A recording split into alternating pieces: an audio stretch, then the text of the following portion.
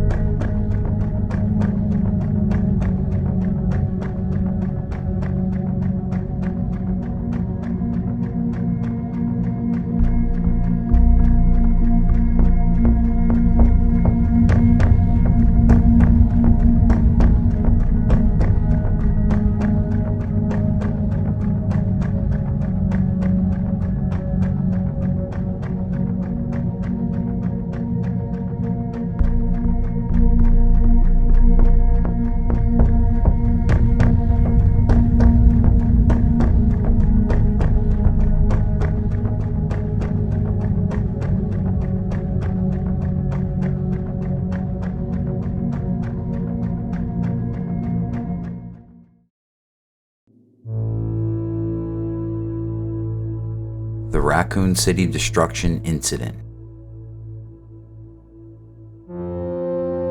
This is a term that refers to the deadly 1998 viral outbreak event that occurred in Raccoon City. A term that has become a familiar yet dark part of our memory, Raccoon City's destruction marked a day in our history that would change the world forever.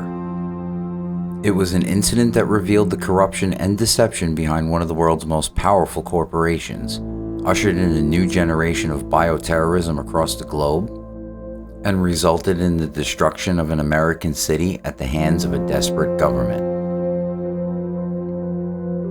For almost a decade after the incident, and many years after the Umbrella Corporation was officially outlawed and disbanded, a staggering amount of information was withheld from the public. Even after more information became available and similar bioterror events unfolded worldwide, the whole truth behind the destruction of Raccoon City and what led to it has been hidden from the public. And because of this, the whole true story of America's lost city has never been told.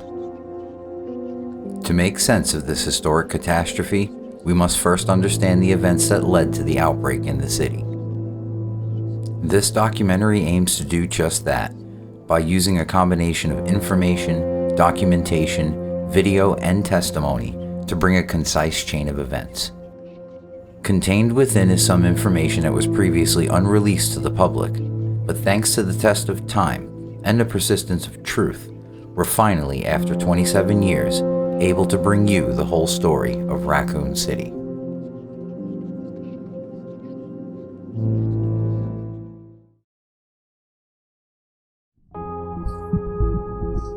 Raccoon City was a small Midwestern municipality situated within the Arklay Mountain region, also known as Arklay County. The entirety of Arklay County was made up of 3 major districts: Raccoon City, Cedar District, and Stoneville, and also included 2 smaller districts, Rhodes Hill and Old Court. The 4 smaller districts were more suburban and rural, while Raccoon City served as the municipal hub for the entire county. It wasn't anything like New York City or Chicago, but for the residents of Arklay County, it was the perfect blend of city and suburban living, nestled right in the middle of nowhere. In the decades prior to the 1960s, Raccoon City was hardly a city in the way you might imagine compared to other cities. Despite this, it still served as the economic hub for all of Arklay County. As the United States began massive modernization projects across the nation, so too did Raccoon City. Raccoon City seemed to stand still in time until about 1969, when urbanization really took off. A tram line between Stoneville and Raccoon, the Kite Brothers subway system, and the Raccoon City Police Department all sprang up that year. But something else would pop up in Raccoon City that very same year. Commitment, honesty, integrity, these are the core values that create the foundation for Umbrella. The Umbrella Pharmaceutical Corporation.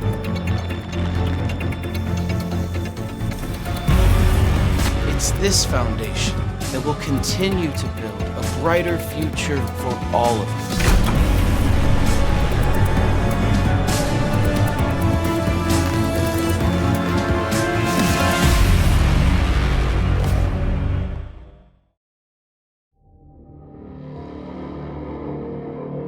To fully understand the Raccoon City Destruction Incident, we must first delve into the origins of the Umbrella Corporation. The former pharmaceutical giant is, by all accounts, responsible for the catastrophe that befell Raccoon City. But what was Umbrella truly? Who were the people behind it? And what were their intentions and motivations? Here is what we know for sure. Umbrella was founded in Europe in 1968 under Oswell E. Spencer, alongside his close friends James Marcus and Dr. Edward Ashford. From an early age, Spencer showed signs of being highly intelligent and would commonly be found studying or reading. It is here in his childhood that he would become engrossed in the early practices of eugenics, a scientific approach to genetic perfection that is typically steeped in racial prejudices. Another topic that took up much of his time was world exploration, in which Spencer would often scan through various 19th century encyclopedias. There are two things that would be the foundation of his future endeavors. The first being the fantastical accounts written by British explorer Henry Travis, which were compiled and detailed in a book titled The Natural History Conspectus. The second inspiration for Spencer's ambitions came during his early college years in the 1950s. During a solo hiking trip in Eastern Europe, he became lost due to inexperience. There, he was rescued by a woman named Miranda, a priestess and biologist of an isolated mountain village which worshipped something called the Black God. Taken in by Miranda as a protege, Spencer learned that this Black God was actually a type of mold, sporting an ability to mutate, assimilate, and replicate life forms.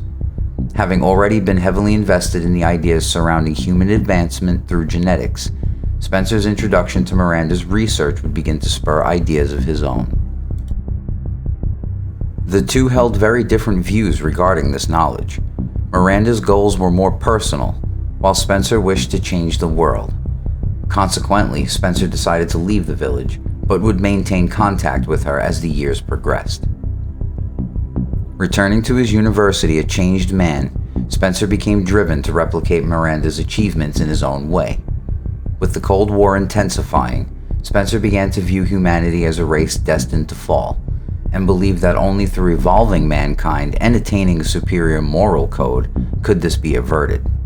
Though he lacked the means to accomplish this, he believed the answer lay within the emerging field of virology.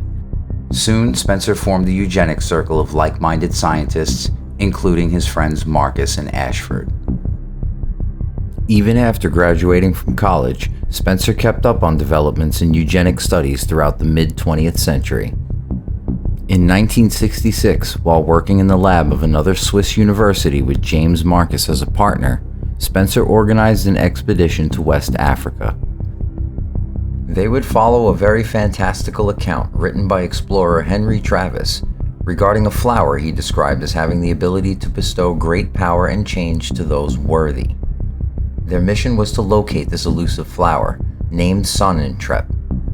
If Oswell's interpretation of Travis's account were correct, the flower could contain mutagenic properties that might hold the key to his vision of perfecting humanity.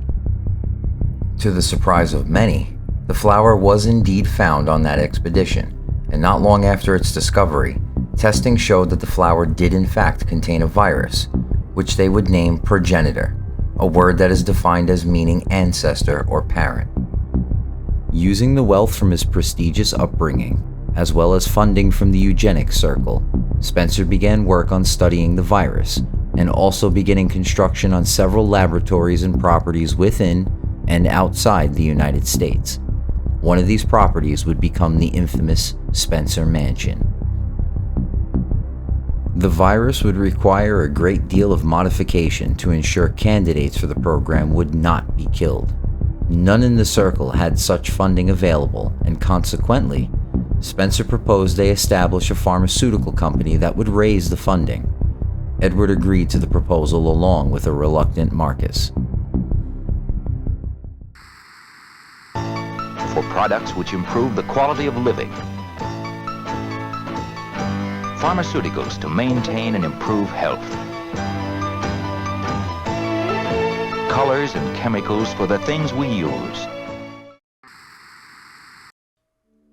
Alongside pharmaceuticals, the three founders agreed to separate Progenitor into a eugenics and a bioweapons project, so profits would come from catering to the American military. The bioweapons portion of the project is what officially and originally got the term T-Virus Project. The following is an excerpt from an integral piece of the Umbrella Archive, titled simply Wesker Reports 1 and 2. These are a compilation of audio recordings that were made by Albert Wesker personally, either as a form of personal journaling or with the intent of someday using the reports to harm Umbrella, the latter of which is where this report came to light during the Raccoon trials. We will be utilizing these reports throughout this video as they help us provide a more detailed view into some of Umbrella's darkest history, details that would have never came to light otherwise. The origin of the company was to create new starter viruses by recombining genes. In order to produce biological weapons out of these new starter viruses, they began studying virus mutations in order to strengthen the basic viruses they had created. This was known as the T-Virus experiment. Rather than perform his own research, Spencer left the bioweapons research and development to trusted executives within the new Arclay Mansion laboratory, while running company matters with other circle members between the Netherlands and France. James Marcus was made director of the new executive training facility, also located in the Arclay Mountain region, and placed him in charge of the T-Virus program, which experimentation and research would be shared with the Mansion Lab. Finally, Edward Ashford would be placed in charge of various research projects at a third facility, built in Antarctica. As it was the goal of Umbrella to use bioweapon sales to fund the Progenitor research, they were able to find willing buyers within the United States government, so long as they provided viable bioweapons for use in anti-insurgent operations. This, of course, was a direct violation of the 1972 Biological Weapons Convention. Decided that the United States of America will renounce the use of any form of deadly biological weapons that either kill or incapacitate. President Nixon visited Fort Detrick on the 25th of November, 1969. I remember that date quite well because following his announcement of taking munitions and beating them to plowsheds, we all lost our job. And that was a very traumatic experience. But following his presidential announcement on this date, the entire United States offensive program on biological warfare came to a close within 2 years. We destroyed all of our seed stocks. We destroyed all of our production material at Pine Bluff, Arkansas. And we completely got out of the biological warfare business.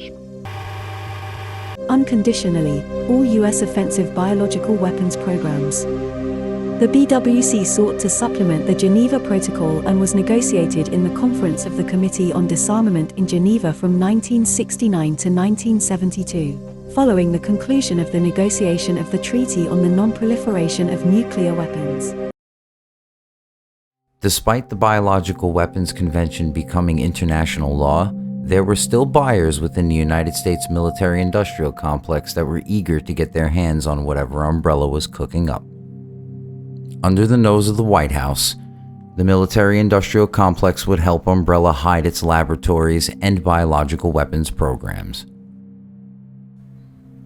Spencer would hire a popular New York City-based architecture firm to build the infamous Spencer Mansion, Trevor and Chamberlain, the very same firm that was hired by the Baker family in Louisiana, where the Baker incident would take place in 2017.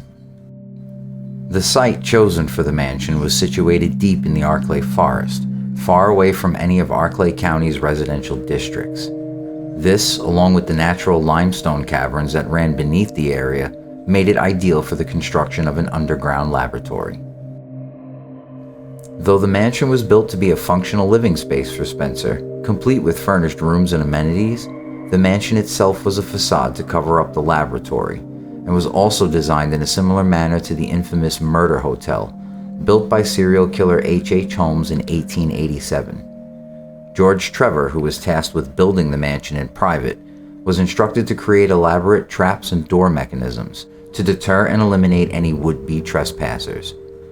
Separate living quarters were also built elsewhere on the grounds, which would serve as dormitories for the laboratory's staff.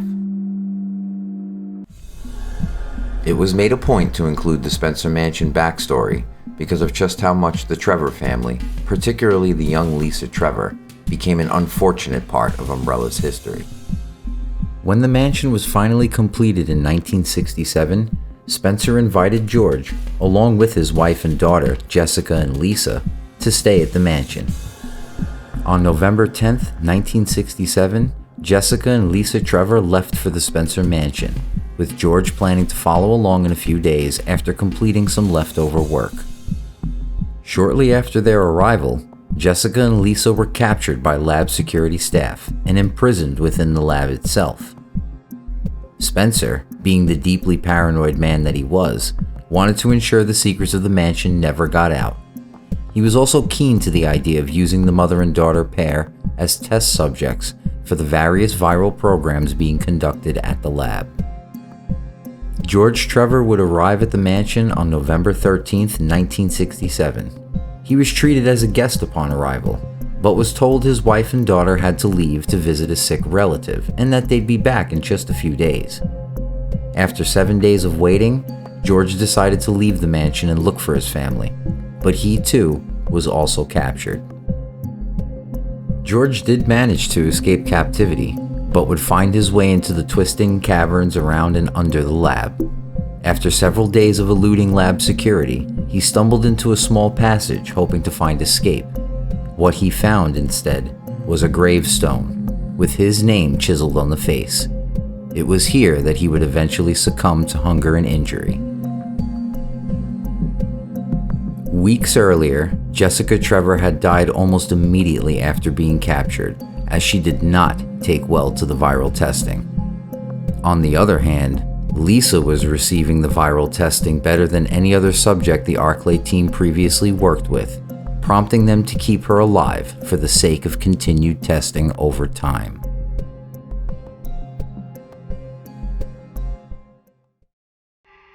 According to the records, she was at the research center from the very moment it was first built. But we didn't know her name, nor why she was here. She was to be used as the experimental subject host for the T-virus. The day we began the experiment was November 10th, 1967. We did T-virus experiments on her for all of 11 years.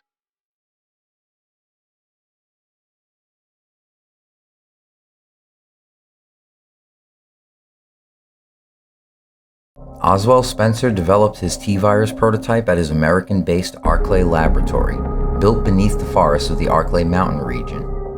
Development of this prototype started shortly after Spencer forcibly tested the type A and B progenitor strains on Lisa and Jessica Trevor, but it would seem through available evidence and documents that Spencer was displeased with the results he was receiving.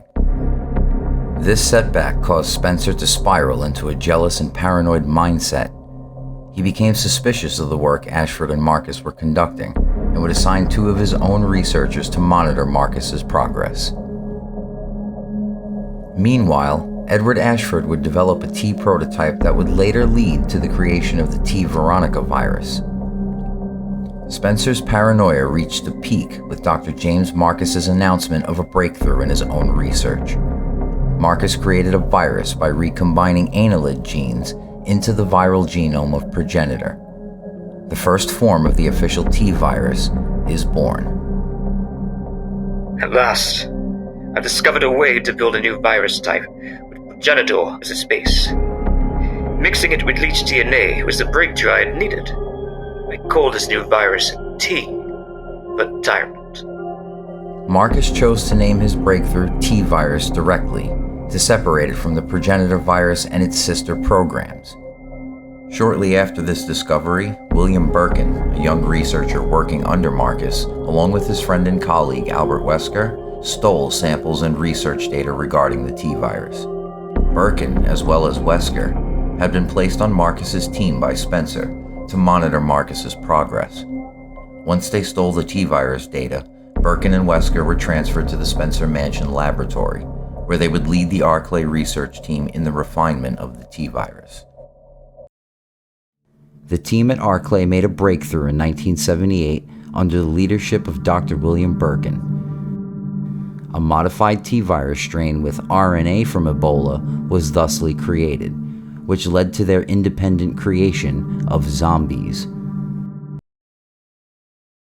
The reason Birkin was so interested in the Ebola virus was that he was thinking of recombining the Ebola genes into a starter virus to strengthen its attributes. Fascinated by Ebola's potential as a weapon, Birkin noted that people would be killed too quickly for it to work in war adequately.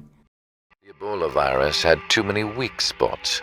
First of all, the virus could only survive for a few days, if not inside a human body. It would soon die if under sunlight, ultraviolet light, for too long. Secondly, since it kills the host too quickly, there isn't enough time to transfer, infect other hosts. Finally, the virus is only transferable through direct touch, and so it can be easily prevented. Try to imagine the following. If a person who was heavily infected, the disease had spread all throughout their body, could actually stand and walk around, and without knowing it, was in direct contact with other people of their own accord. What if the RNA of the Ebola virus could actually alter a person's genetic code? And if, through that, a person was able to carry the virus without dying? What if this person had the resilience of a monster? That is, wouldn't this person be a living dead whose body carried the virus? Something that could infect others, sort of like a living biological weapon. Now, despite this breakthrough, the virus still only sported a 90% fatality rate, with an estimated 10% natural immunity factor in play. It was impossible to get a 100% infection ratio. Within people, there is a subtle difference that the virus couldn't totally overtake. It seems compatibility was also a major factor. About 10% of the people who were injected with the zombie virus didn't get infected. And this was something that, no matter how hard we researched, we just couldn't overcome. A disease that would affect 90% of all humans seemed to me to be quite an effective weapon. But Spencer didn't see it that way. Spencer said he was hoping for a specialty virus that could easily wipe out everyone. Once they were able to get the A and B strains of the T virus to a 90% fatality rate, the second phase of the project would focus on offsetting that 10% survival rate. By using genetic recombination, Wesker and Birkin began learning how to create creatures that could hunt human survivors. Birkin was planning on making a biological weapon that would increase a country's military capacity. Not to just manipulate the genes of the T-virus, but also by adding other genetic code. He was planning on creating him. A military biological weapon that could annihilate those who went unaffected by the virus, as well as people who were wearing antiviral gear and equipment. This weapon was later named Hunter. The bonding of a fertilized human egg with reptilian DNA using the virus is what resulted in, for example, the creation of the Hunter BOW. However, this didn't work on all types of living creatures. Sometimes, viral introduction to animal or insect DNA would simply cause a growth in size, but left their intelligence all the same, leaving them untrainable and virtually useless. In the case of dogs, the virus showed promising results, as the Cerberus was still trainable even after infection. The Doberman Pinscher's genetic makeup accounts for its ability to utilize innate protective instincts, a high level of intelligence, and a natural response to evaluating a threat in order to perform as a guardian. Another notable random effect of the viral strains was the V-Act process. In some cases, when a zombie is knocked unconscious, it undergoes the V-Act process. Within an hour or so, the zombie mutates rapidly, developing sharp claws, teeth, and a drastic speed up of the heart's pumping system. This increase in blood flow throughout the body causes the zombie's skin to sport a crimson hue. This, along with their aggressive nature, is what led the Arklay researchers to dubbing the creatures as Crimson Heads. In an effort to finalize his power over the T-Virus program, Spencer sought to eliminate the rogue James Marcus, who is still unable to present his findings to the Umbrella executive directors. In 1988, an Umbrella Security Service squad infiltrated the training facility lab and killed James Marcus, shortly after completing his Queen Leech experiment. William Birkin and Albert Wesker accompanied the team on the raid, and quickly secured any research data of relevance to their own T project.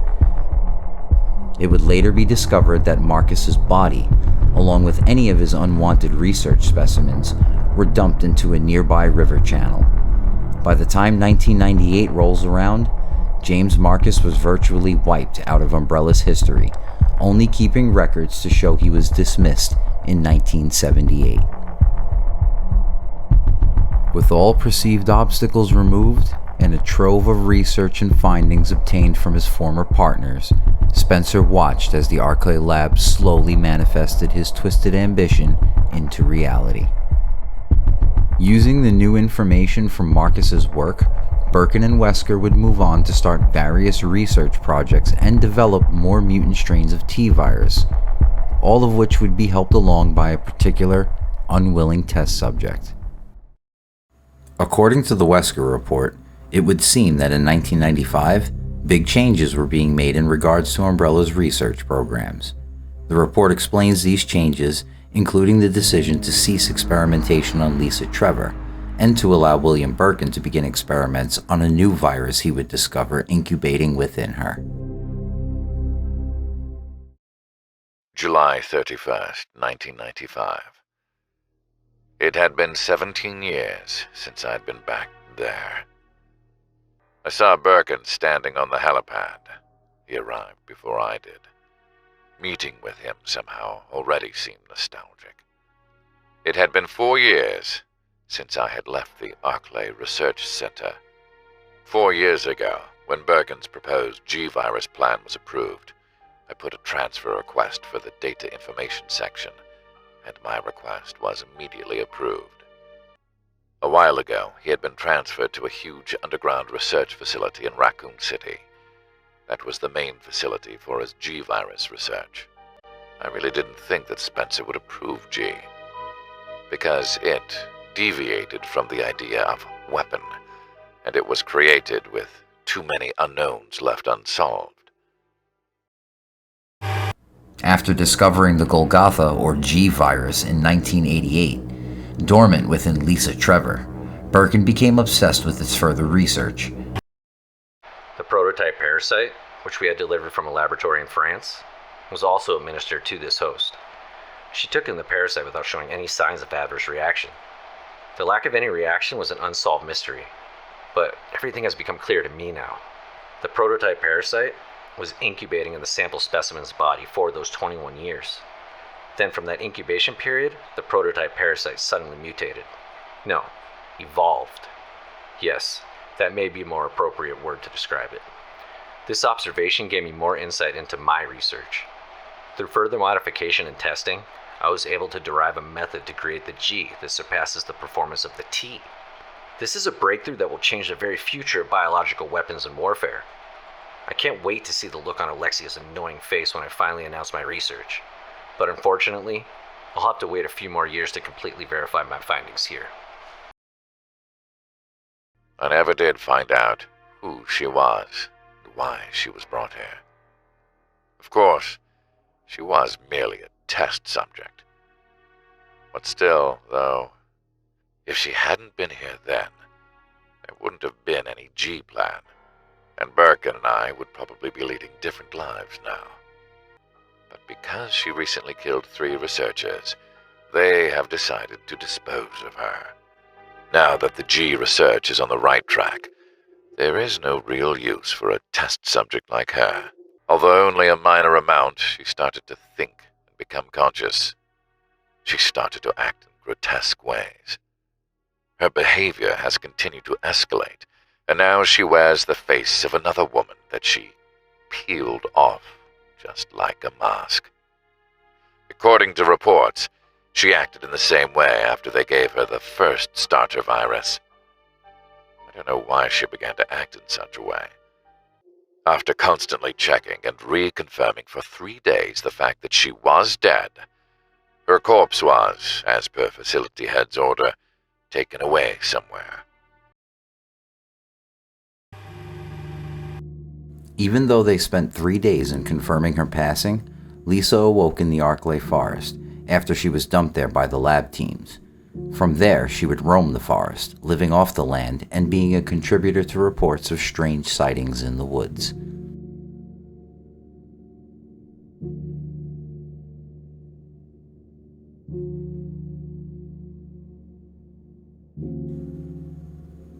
As the Arklay lab teams worked on various projects surrounding the T-virus, they would use Umbrella's ties with Raccoon City to conduct various experimental programs within businesses and population centers in and around the city.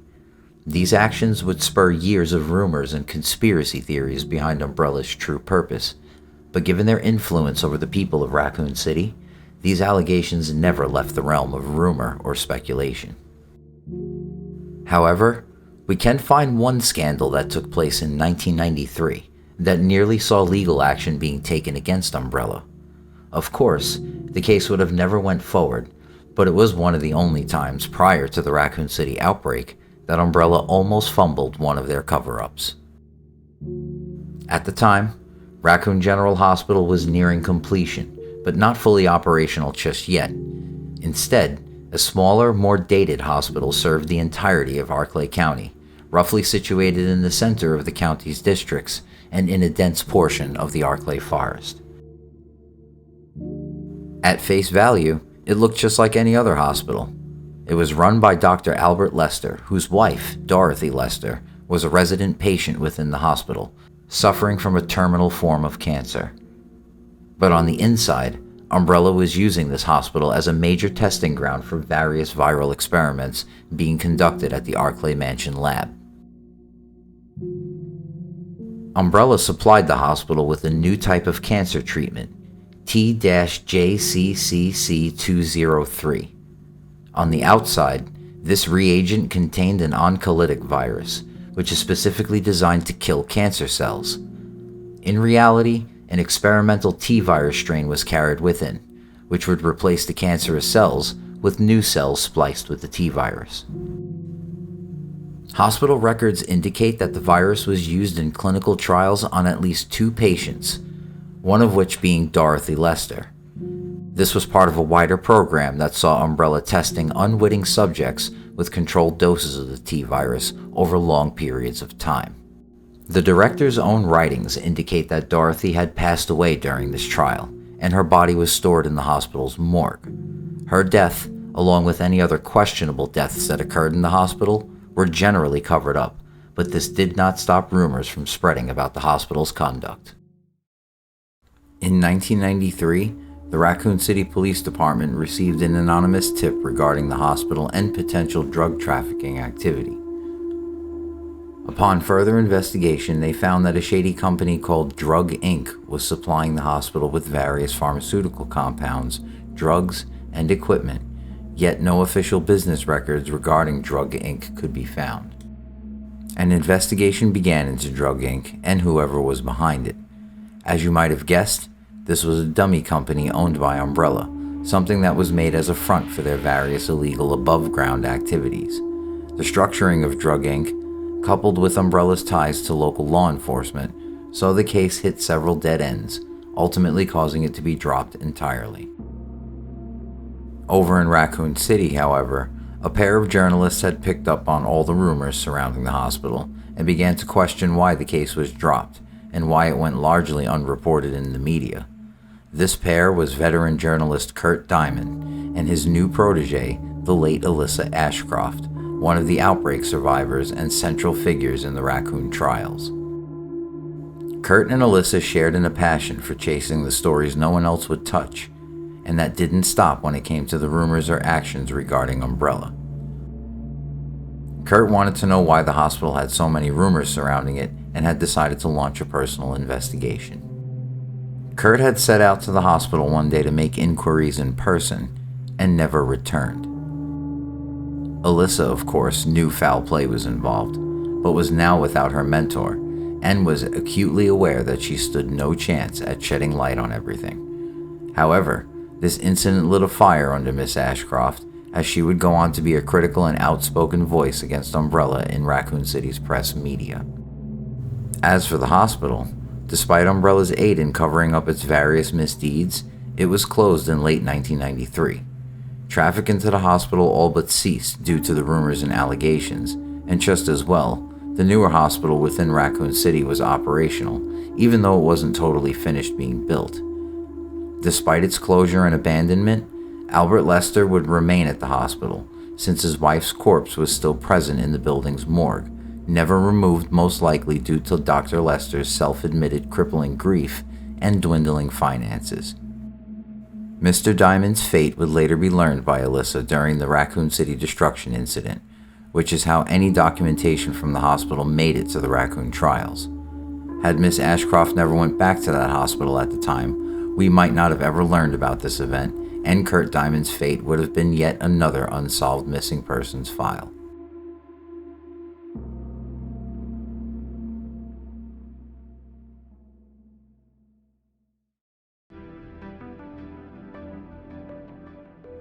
In 1996, career RPD officer Brian Irons was promoted to chief of police. By this time, Irons was already with the RPD for 2 decades and was one of the many contributors to the Bright Raccoon 21 campaign, which is where his ties with Umbrella would be established. Once he received the rank of chief, Umbrella researcher William Birkin would seize upon the opportunity, establishing a personal link to Irons by way of monthly bribes, in return for assurances that the RPD never investigated anything leading to Umbrella, but to also assist in keeping the Nest laboratory underneath Raccoon City a secret. To Mr. Brian Irons, Chief of the Raccoon City Police Department. I have deposited the amount of $10,000 US to the account for your services this term as per our agreement. The development of the G-Virus scheduled to replace the T-Virus is near completion. Once completed, I am certain that I will be appointed to be a member of the executive board for Umbrella Inc. It is imperative that we proceed with extreme caution. Chief Irons has been visiting the lab quite often lately. I don't know what he's doing over there, but he always looks grim. The expression on his face has been even more unsettling than usual. My guess is that it's because of Dr. Birkin's impossible request. The chief has my sympathies, though. After all he's done for this town, he doesn't deserve this. Brian Irons had a colorful past, to say the least. A lifelong resident of Raccoon City, he always, since childhood, held a deep passion for the town which he called home. Irons proved to be an extremely intelligent student, but during his time at the Raccoon City University, he was given psychiatric evaluations, following accusations of rape and assault made against him by 2 female students, resulting in his first arrest. These evaluations were listed as incomplete, suggesting Irons may have skipped out on the evaluations somehow. According to other city documents, Irons was arrested a second time on domestic violence charges somewhere around the same time, the victim being stated as his wife, though it is unclear if Irons was ever married. These allegations and charges would eventually be dropped, however, due to circumstantial evidence and his excellent academic performance. Given that Umbrella was deeply embedded in Raccoon City at the time, it is speculated that Umbrella helped in keeping Irons' records from becoming public. As it was discovered, they favored students with high academic aptitude in hopes they would become future employees. There is no way otherwise Brian Irons could have been made a police officer, let alone promoted to the department's chief. June 8th. As I was straightening up the chief's room, he burst through the door with a furious look on his face. It's only been 2 months since I've started working here, but it was the second time I've seen him like this. The last time is when I bumped into that statue. Only this time, he looked more agitated than ever. I seriously thought, for a moment, he was going to hurt me. June 15th. I finally discovered what the chief has been hiding all along. If he finds out that I know, my life will be in serious danger. It's getting late already. I'm just going to have to take this a day at a time. Sometime in early 1998, a secretive company rival to Umbrella, known only as the Organization, made contact with Wesker and convinced him to work with them quietly. Wesker gladly took the opportunity. The T-Virus project had stalled with Spencer's choice to allow Birkin to work on the G-Virus, and through whatever insider information Wesker was privy to as an Umbrella intelligence officer, he foresaw that Umbrella's days were numbered. The mid-sized metropolis of Raccoon City had its fair share of criminal activity, especially during and after the economic recession between 1981 and 1982. Robberies, shootings, burglaries. There were even criminal incidents involving Umbrella USA, but with Umbrella's hold and influence over the RPD, these cases never went very far past initial investigations. However, a series of unexplained, violent deaths and murders shook the department and the whole of Raccoon City to its core, and would also serve as foreshadowing to the city's ultimate fate. It wasn't until May of 1998 that everything came crashing down for Umbrella and Raccoon City. The Spencer Mansion incident, or STARS raid, is actually a series of events, rather than just one. It begins with the Epsilon T virus strain being released into the Arclay lab and training facility. One of James Marcus's previous successful experiments, the Queen Leech, had consumed Marcus's body as a food source over the course of several years. It is believed that the sentient creature gained some of Marcus's memories and plotted revenge against Umbrella for their treachery. After spending 10 years perfecting the ability to mimicry into Marcus's image, it finally decided to enact its plan in May of 1998. On May 11th, the Queen Leech set off a containment failure in the Arclay laboratory, infecting the entire staff with the Epsilon strain of T-virus. The leak was discovered quickly, causing the lab facility to go into lockdown. Security personnel were ordered to kill any persons attempting to leave, and all of the facility staff was ordered to wear positive pressure personnel suits. Otherwise, work continued as normal, with scientists taking advantage of the incident for further research. Knowledge of the extent of the accident was known only to a select few. Albert Wesker, now part of Umbrella's clandestine information department, begins damage control on his own accord, ordering all forms of communication to be cut off from the Arclay lab to prevent any information leaks. At this point, at least 78 Umbrella employees, not counting Wesker's former team, were subject to quarantine, 7 of whom were transfers from Umbrella HQ, along with 24 confirmed human test subjects. As early as Wednesday, May 13th, signs of T-virus infection were being displayed among staff members who were neither present or involved in the Tyrant project. Information on the outbreak was, again, limited, and the medical team allowed patients to believe their sores were merely the result of wearing the pressure suits, and provided bandages rather than antiretroviral drugs. The virus began spreading out of the facility, including to the abandoned training facility, on Thursday, May 14th, carried within a pack of escaped Cerberuses, which had turned feral from the keeper's apathy towards feeding them. Friday, May 15th marked the first casualty in the incident, a researcher being shot by security personnel while trying to escape from the mansion grounds. The earliest known killing due to viral infection took place a week later on Thursday, May 21st, when the keeper murdered a friend, Scott, in a fit of rage and soon after ate him. The writings of another man, Martin Crackhorn, indicate the mansion was lost to the zombies by Wednesday, June 3rd, and that he planned to take his own life to avoid becoming a zombie himself. All my colleagues who were infected are dead or dying. And the nature of the disease is such that those still living have lost their senses. This virus robs its victims of their humanity, forcing them in their sickness to seek out and destroy life. Even as I write these words, I can hear them pressing against my door like mindless, hungry animals. Alma, I have tried to survive, only to see you again. But my efforts only delayed the inevitable. I am infected, and there is no cure for what will follow. My life before I lose the only thing that separates me from them. My love for you. In an hour, I'll have entered my eternal sleep, where there is peace. Please understand. Please know that I'm sorry.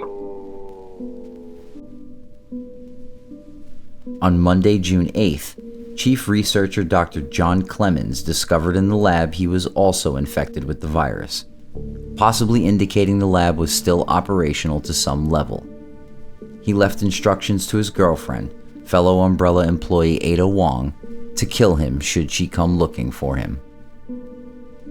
There is just one more thing, and it is my last request. I hope you never have to lay eyes on me in this state. But if you do happen to run into me, I beg you to put me out of my misery. I hope you understand.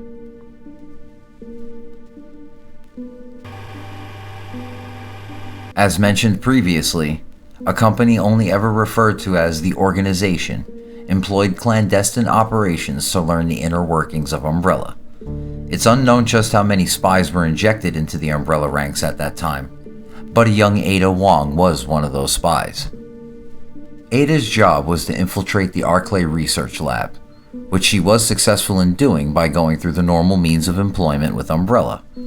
Once there, she almost immediately sparked a relationship with John Clemens, seen as an easy way to gather inside information on the Arclay team's projects. It is unknown if Ada's efforts resulted in any information leaving the Arclay facility before its destruction.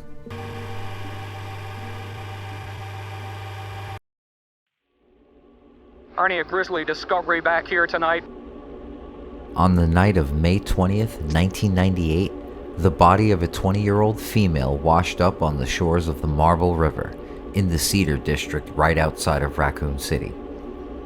Holding dual jurisdiction over the tiny suburban village with the Arclay County Sheriff's Department, RPD Homicide responded to this discovery. In the weeks to follow, a total of 20 victims would be discovered. Most of them were found in the forested areas outside Raccoon City, and a few of the victims were out-of-town visitors, drawn to Raccoon by its reputable nature and wildlife experiences. The RPD carried out an extensive investigation, the largest it had ever conducted. But even with so much manpower and resources available, the department was unable to break ground in the case, a lack of progress that would cause the public to start panicking. I know what it is to walk around in my childhood without any problems, and happy-go-lucky and go where I want, but no longer like that. You have to look over your shoulder. The physical evidence available to the department was difficult to work with. Most of the victims' bodies were mutilated or partially devoured. It was so bad, in fact, that dental identification was needed for most victims, as families of the deceased were unable to recognize the bodies being shown to them. Between witness statements and sightings regarding a pack of wild dogs, rumors of a serial murderer, and the idea that local bears could be to blame, the police were stumped. At some point, however, the coroners and forensics teams working the case discovered human bite marks on some of the victims. As these bite marks continued to be present in a good portion of the cases, the RPD settled on the idea that some kind of satanic, cannibalistic group must have been involved, and were probably situated somewhere in the Arclay forests.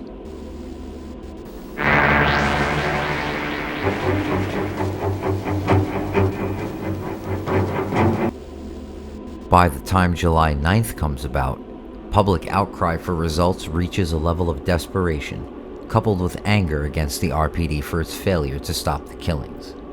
We just haven't found it in the woods yet. To help alleviate some of this fear, the RPD focused on shutting down all roads and trails leading into the Arclay forest, while turning the investigation over to its colleagues, the STARS unit. That's worship of the devil. Now, police have been skeptical when investigating these acts, just as we are in reporting them. Is there satanic cults, people that practice? Of course there is. But it's something that's kept very quiet, something that not many departments investigate. Satanic worshipers are satanic worshipers. It's like being a Catholic. You believe in God and you believe in Jesus.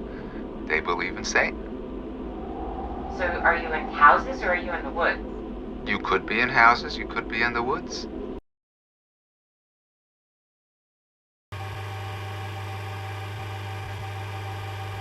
The STARS unit shared the view that the perpetrators might be an organized criminal group within the Arclay forest. They performed their own investigation, and by the 22nd of July, decided they would deploy 2 tactical teams into a designated forest area, not far from the Spencer mansion. Keep in mind, Albert Wesker is in charge of the STARS team at this time, as its captain. The very same Albert Wesker who worked with Umbrella as a top researcher, then went on into the US Army at Umbrella's orders, and used that background as a cover once being given his position as leader of STARS. The department handed the investigation to Wesker, ironically almost immediately after Umbrella discovered the lab outbreak. Wesker would then directly plan the mission, carefully balancing the wishes of Umbrella and the needs of the department, so as to not draw any suspicion. Wesker was personally tasked with obtaining data from the mansion's main laboratory, while STARS was expected to run into and battle with the BOWs from the mansion, something that they were expected to fail in doing, but the fighting itself was meant to produce battle results and data, not survivors. At some time in early 1998, the secretive company rival to Umbrella, known only as the Organization, made contact with Wesker and convinced him to work with them quietly. Wesker gladly took the opportunity. The T-Virus project had stalled with Spencer's choice to allow Birkin to work on the G-Virus, and through whatever insider information Wesker was privy to as an Umbrella intelligence officer, he foresaw that Umbrella's days were numbered. Between July 23rd and July 24th, both Bravo and Alpha teams of the STARS unit conducted their final mission. Bravo team was sent out first on the night of the 23rd, but contact was lost with the team as they fell victim to the Ecliptic Express incident. Began as a simple investigation of some bizarre murders in the suburbs of Raccoon City. Nothing in our training could ever have prepared us for the nightmare that ensued. We never stood a chance. 24 hours later, Alpha Team would deploy and discover the Spencer Mansion. Alpha Team is flying around the forest zone situated in northwest Raccoon City, where we're searching for the helicopter of our compatriots Bravo Team. Bravo Team went to the hideout of the group and disappeared. Both teams had to contend with the aftermath of the Queen Leech's sabotage of the Arclay lab sites. During this time, the survivors of STARS made claims that the labs were filled with escaped BOWs and zombified staff. Just as well, Albert Wesker was making his way through the sites, impeding STARS and destroying evidence for Umbrella, while also trying to steal research data on behalf of the rival organization Wesker also worked for. The raid resulted in the destruction of both the Arclay lab and executive training facility. Despite this, the surviving STARS members escaped the sites with various documents and data files regarding Umbrella's illegal activities. Only 5 STARS unit members survived the Ecliptic and Spencer Mansion incidents: Chris Redfield, Jill Valentine, and Barry Burton of Alpha Team, and Bravo Team's Rebecca Chambers, along with pilot Brad Vickers. Albert Wesker's actions in attempting to steal Umbrella Company data during the STARS Mansion raid had ultimately failed, but Wesker would continue to work with this organization after the event. It was near daybreak on July 25th when the incident at the mansion drew to a close. Except for Chris and a few others, the RPD STARS were wiped out. All of the evidence of the event had vanished with the destruction of the mansion. The laboratory's explosion caused devastation within the Arclay Mountains. A total of 750 acres of forest was destroyed by the resulting fires. The fire was so large, in fact, that the Raccoon Fire Department found itself under-equipped to battle the blaze. Mayor Michael Warren quickly authorized the Army National Guard to assist in the firefight. 17 miles, 8,000, so we'll come to the left of the white building.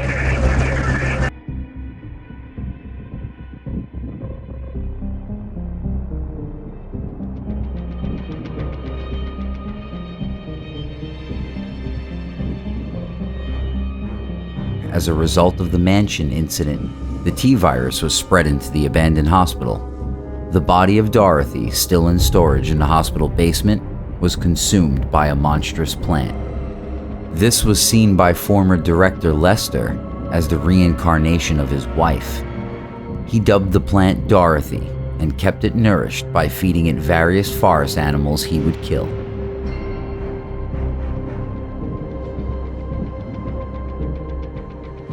It wouldn't be long before Al Lester began targeting campers and hikers in the Arclay forest as well.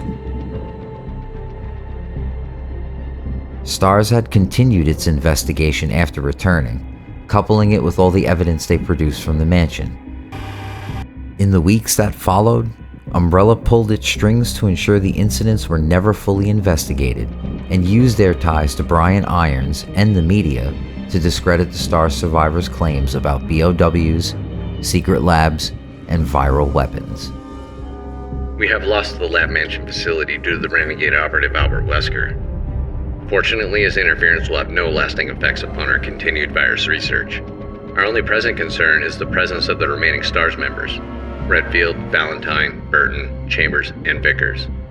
If it comes to light the STARS have any evidence as to the activities of our research, dispose of them in a way that would appear to be purely accidental. Continue to monitor their progress and make certain their knowledge does not go public.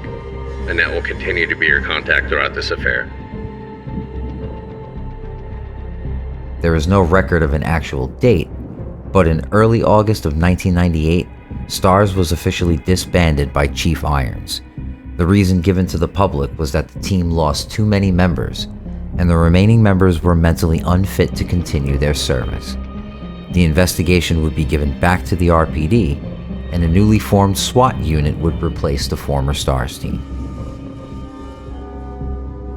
Amidst all the drama surrounding the failed STARS raid and allegations, the RPD was still business as usual. There are many surviving records and documents to show that the department was extremely active between the months of July and September. Unbeknownst to them, or the city itself, the virus had already begun to spread across various umbrella locations, in and outside of the city, as early as June, less than a month after the Arclay lab leaks. It's been a while, but I saw Don today and we talked after completing our work. He told me he'd been sick in bed until yesterday. It really doesn't come as much of a surprise given how long he's been working here. He was sweating like a horse and kept scratching his body while we were talking. I asked him if he was hot, but he just looked at me funny. What's wrong with him anyway? Chief Irons came in late today, looking grimmer than his usual self. I tried to joke with him to cheer him up, but he wasn't amused. He pulled his gun and threatened to shoot me. I was able to calm him down, but that guy must have some serious problems. He knows he can't enter the lab without my help and my medal. This is what it meant for the chief to serve and protect? William informed me that the police and media have begun their investigation on Umbrella's affairs. He said that the investigation will be citywide and that there is a possibility that they'll even search through the sewers. He asked me to suspend all Umbrella sewer facility operations until the investigation has concluded. The sewer will still be used for passage, but he stressed that I have to be extremely cautious and that I lose my job if anyone finds out about this operation. By August 17th, there were even reports of monsters appearing within the city itself. The final weeks leading up to the main outbreak saw a further spike in cases.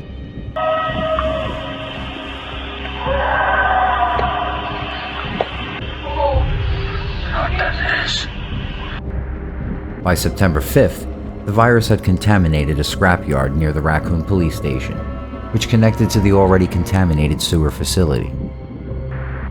From this point, the corrupt Chief Brian Irons would assist Umbrella in covering up the extent of the damage done, a cover-up that would keep Raccoon City blind to the truth all the way up to the end.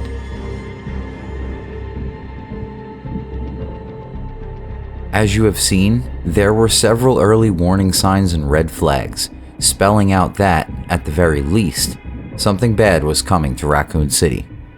As summer turned to fall, people started looking away from the STARS raid and murders, and began looking forward to the escape in which autumn holidays tend to bring.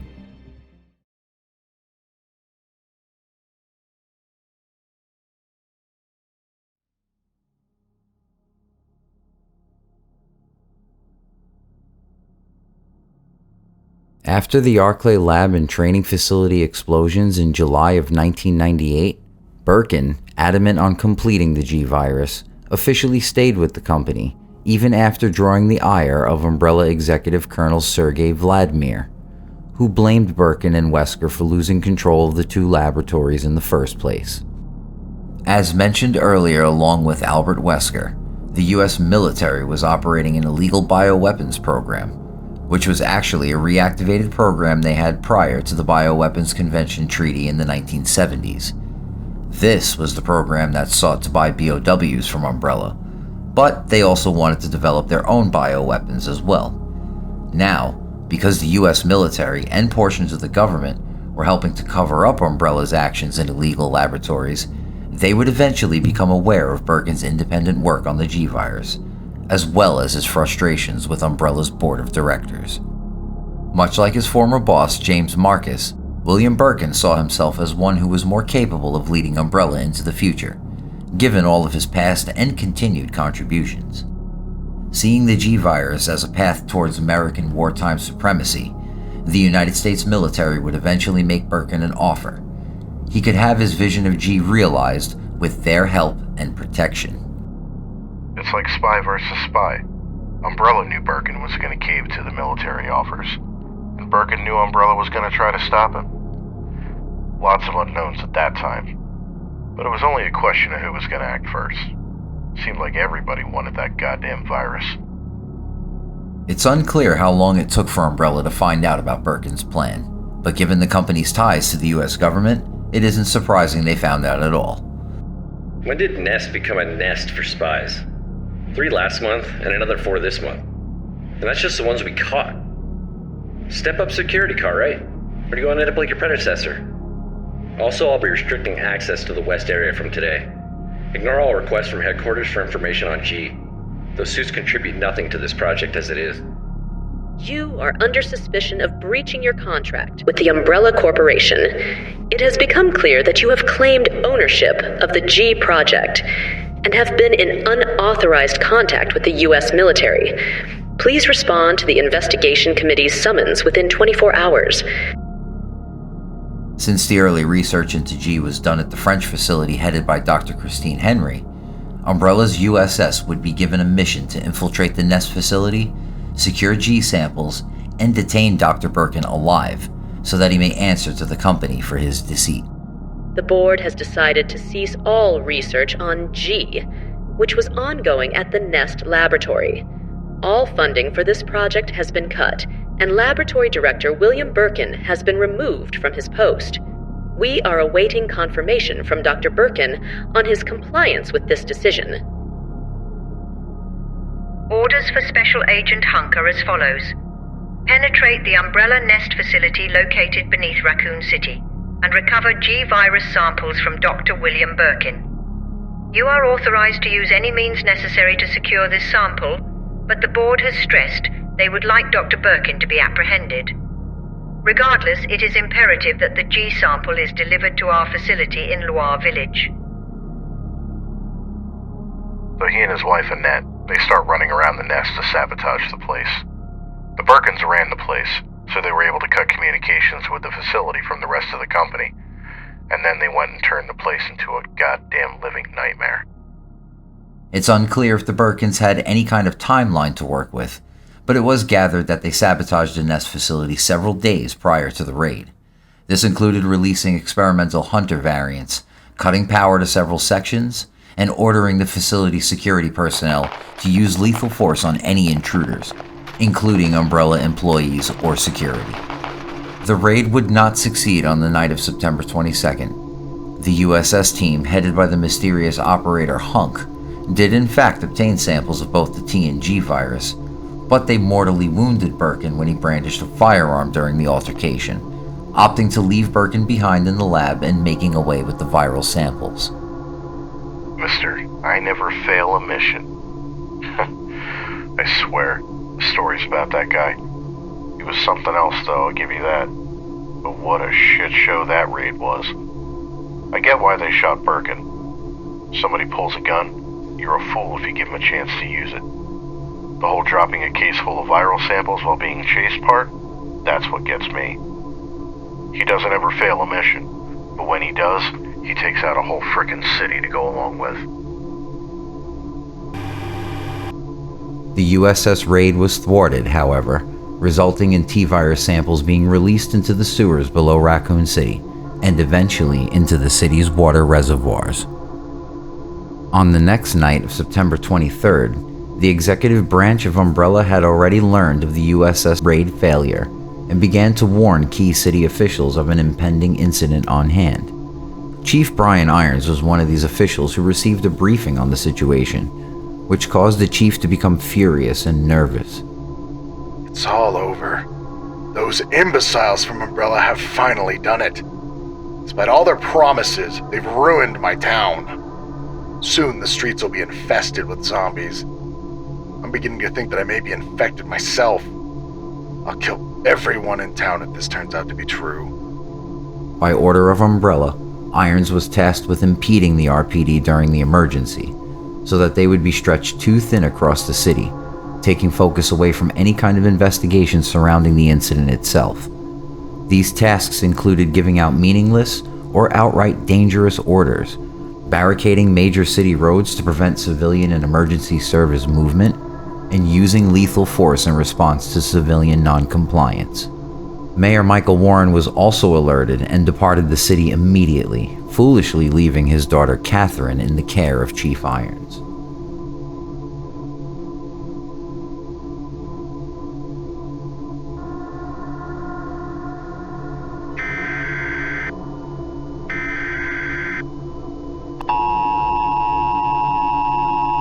This is the emergency broadcast system. This is not a test. The following message is being transmitted at the request of the state governor's office. A hazardous material leak has been detected in the western suburban portions of Raccoon City. Evacuations of select neighborhoods are set to begin at 9 a.m. Central Time and are in place for the western portion of Raccoon City. A shelter-in-place order is in effect for the following Ark Lake County zones: Raccoon City, District of Cedar, Stoneville, Rhodes Hill, Old Court. Stay tuned to all local television and radio broadcasting for further details.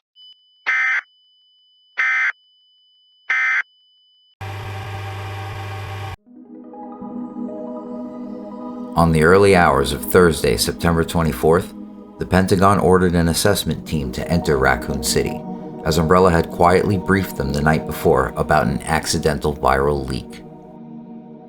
The government remains wary of Umbrella throughout this process, knowing how secretive the company can be, but focuses on the assessment of the situation, while debating on what kind of cover story to spin to the media.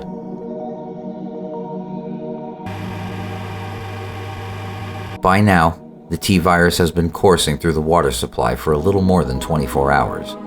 Later estimates indicate that roughly half of the city's population was infected over the course of September 23rd, with infections continuing overnight and into the morning of the 24th.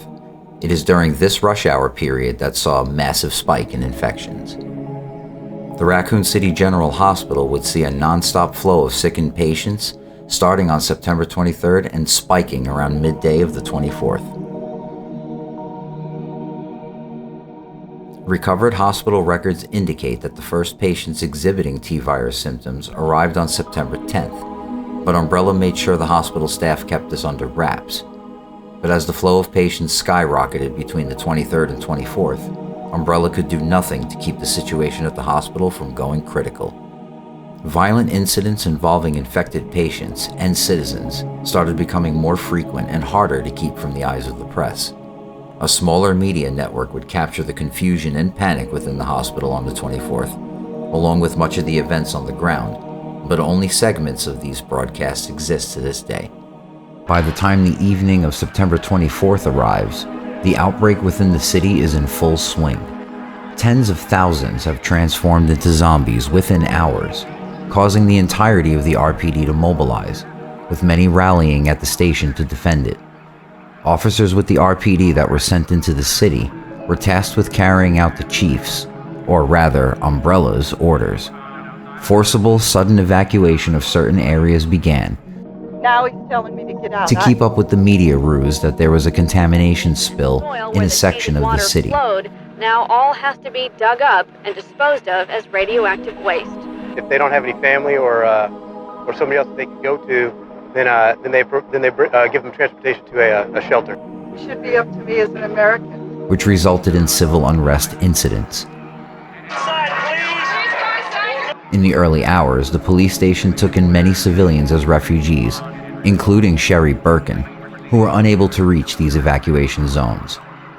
While the evacuations took place, with assistance from the Army National Guard and Arklay Sheriff's Department, the RPD would carry out orders such as the failed Main Street explosives plan and the erecting of roadblocks on major thoroughways. On that first day, the situation on the ground was immensely confusing. We're trying to show them the sites so we didn't know anything was going on. As the evacuations took place on one side of the city and civil unrest incidents began to increase, the rest of Raccoon's populace went on with its daily routine. Local media did not cover the evacuations, and only select parts of the city received emergency service alerts. The media instead focused on the Raccoon Sharks football game, which had also experienced some moments of violence during the game. A particular group of 8 citizens were present in the downtown area of the city that evening. This group would later become known to the world as the Outbreak survivors, several of whom would become critical witnesses during the Raccoon trials. At around 7 p.m. that evening, the RPD was sent out to set up roadblocks with National Guard assistance. This plan was part of Chief Iron's disruption plan, and would only serve to cut off or outright block major and important thoroughfares throughout the city. Authorities were also ordered to use lethal force against any civilians who refused to comply with the evacuations. This added to the confusing atmosphere, as skirmishes between police and citizens began to escalate, coupled with sporadic events involving T-virus infected persons. As if all this wasn't enough, several large fires broke out across the city, most likely caused by looters and citizens resisting the evacuation orders. This put a severe strain on the Raccoon City Fire Department and effectively caused the entire emergency service apparatus within the city to stretch itself thin. As the evening progresses, the entire city begins to unravel. The T-virus outbreak has now reached critical levels. This becomes exacerbated by the football game earlier. Floods of T-virus infected citizens begin to crowd the streets, changing the entire dynamic of the event in just an hour or so. At around 9 p.m. that evening, a U.S. Army Chinook helicopter carrying evacuees crash-landed, almost immediately after taking off, due to several passengers succumbing to T-virus infection at that very moment. The crash took the lives of everyone on board, with even more fatalities occurring when the helicopter came down on the evacuation zone. In direct response to this tragedy, the U.S. government at large stepped in, declaring the city to be under martial law, and ordering the active U.S. Army to take over National Guard operations and quarantine the city. Around the origin of this phenomenon. Theories include an airborne plague, a toxic chemical spill, bioterrorism, and even a spaceborne virus. The viewers should be advised that there is no official explanation as of yet. Teams from the Federal Emergency Management Agency, the Center for Disease Control, and Office of Emergency Preparedness have been dispatched. The situation in Raccoon City would rapidly deteriorate overnight, as by this point, more than half of the city's population has either been evacuated, infected, or killed.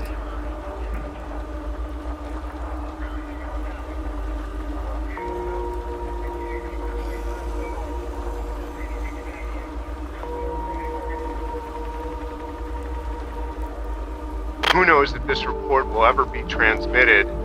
Communication is at best limited. The city, it seems, is being overrun with man-eating creatures. And they're coming! Run!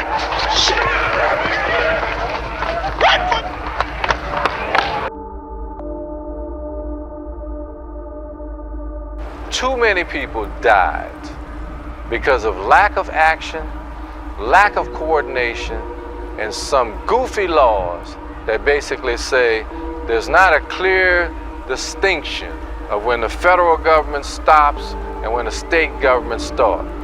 If the governor don't ask the president and the president don't ask the governor, and it was just BS. Bureaucracy. Bull crap. When people are dying, bureaucracy should be thrown out of the water.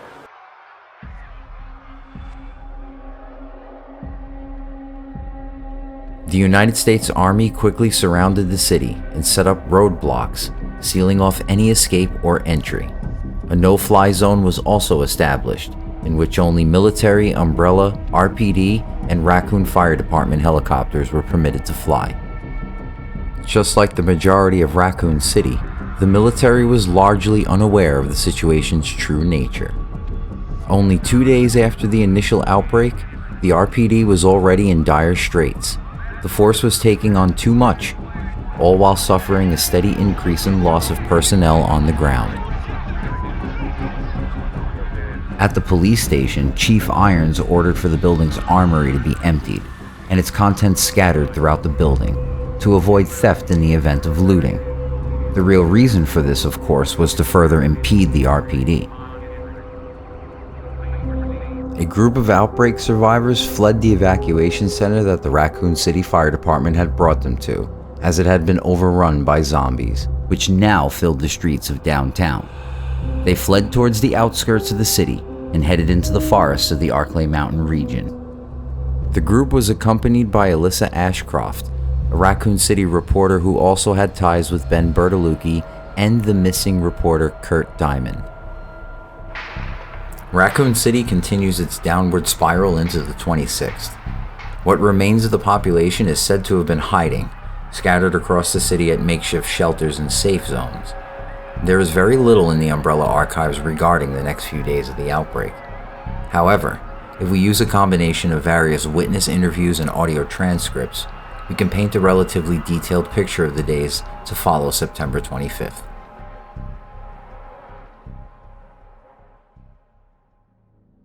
September 26th. Based on an autopsy report of a 42-year-old restaurant owner, I have discovered that he has one of the missing gems. He apparently took shelter in the police department about 10 a.m., where he was shot to death within 10 minutes of having developed the symptoms. Since the city is currently under martial law, we are forced to suspend this case at this time. We'll keep the gem as evidence. Signed, Marvin Brenau. September 26th. The Raccoon Police Department was unexpectedly attacked by zombies. Many have been injured, even more were killed. During the attack, our communications equipment was destroyed, and we no longer have contact with the outside. We've decided to carry out an operation with the intent of rescuing as many possible survivors, as well as to prevent this disaster from spreading beyond Raccoon City. The details of the operation are as follows: security of armaments and ammunition. Chief Irons has voiced concern regarding the issue of terrorism due to a series of recent unresolved incidents. On the very day before the zombie attacks, he made the decision to relocate all weapons to scattered intervals throughout the building as a temporary measure to prevent their possible seizure.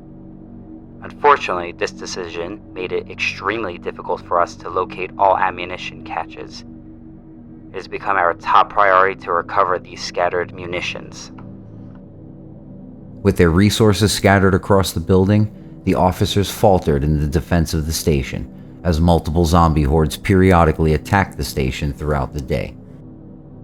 On the evening of September 26th, dozens of officers, including the newly formed SWAT unit, were sent out of the station all at once to engage advancing zombie hordes on Main Street. At the same time, the Umbrella Biohazard Countermeasure Service arrived in the city with an equally sizable force. We were expected to die, because if we hadn't, that would have meant Umbrella's little pet monsters were useless. They had to be able to stand up to and win against a trained and armed force. And after what happened to that STARS team up at the mansion, they knew exactly how our deployment would play out. It was us, our guys, the boots on the ground, that had no idea what hell we were really getting set into. The real reason for the UBCS deployment, however, was a recreation of the X-Day operation, in which the former Raccoon City Police Department's STARS team were used as unwitting test subjects in an evaluation on the BOW's ability to overcome an armed, trained group. Now imagine what Umbrella was trying to do there, but with a much larger human force and an even larger testing ground filled with thousands of BOWs. 4 platoon-sized elements got sent in, which is roughly about 120 men. Basically the entire force, minus a few dozen that were scattered throughout the states at other company properties. We were outfitted pretty much the same way a regular Army infantry grunt would be. Small arms, indirect weapon, demolitions, sharpshooters, some of the latest field equipment, like night vision and communication devices. But even though we were trained to fight these BOWs, this would be our first time engaging with them outside of a training scenario. We also weren't told exactly what we'd be dealing with when we got into the city. Much in the same way that Albert Wesker was meant to record the combat data he witnessed when STARS would fight BOWs, monitors, as they were called, were implanted into the UBCS ranks, who were usually higher-ranked members of the force. These monitors would record battle data, but their tasks also included destroying key evidence throughout the city that tied the company to the outbreak. Carlos Oliveira, who had accompanied survivor Jill Valentine, and Nikolai Zinoviev are two of exactly 12 UBCS members that escaped the city, though many of those members have never come forward or kept their identities a secret.